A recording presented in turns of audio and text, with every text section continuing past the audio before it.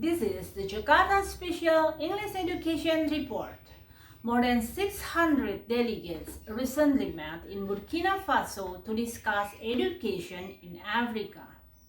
The goal is to find ways to promote economic development by improving education and job training programs. The delegates included education ministers and representatives of civil society, business, labor, and youth groups.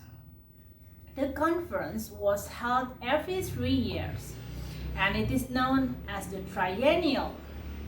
Alinbil Kataria is Executive Secretary of the Association for Development of Education in Africa.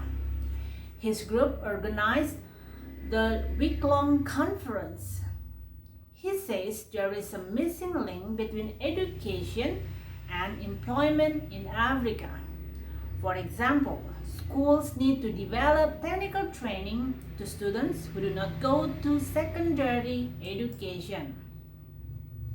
Mr. Bill Kataria says educational programs need to be reshaped to better fit the need of employers. He says this is already happening in some countries, including Tunisia, where the association is best.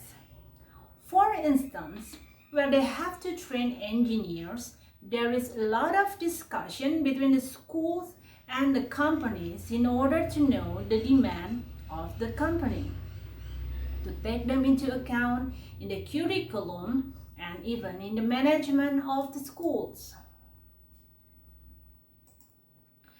In Mali, an association of artisans is working to improve the skill of mechanics, woodworkers, and tradesmen. That association has also supported employees and businesses to obtain government contracts. Several countries in West Africa are working together to establish a network of business and vocational schools. The concept is taken from a successful example developed by Nigeria. Mr. Bill Kataria says educators are working to connect government-run school system with other groups that are helping educate students.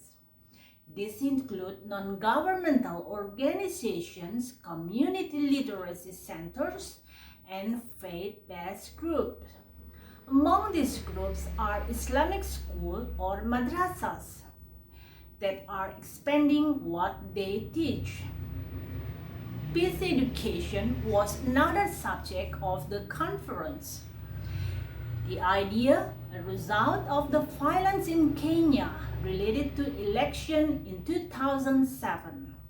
Since then, the idea of peace education has spread to countries such as Rwanda, Somalia, Ivory Coast, Sierra Leone, and Liberia.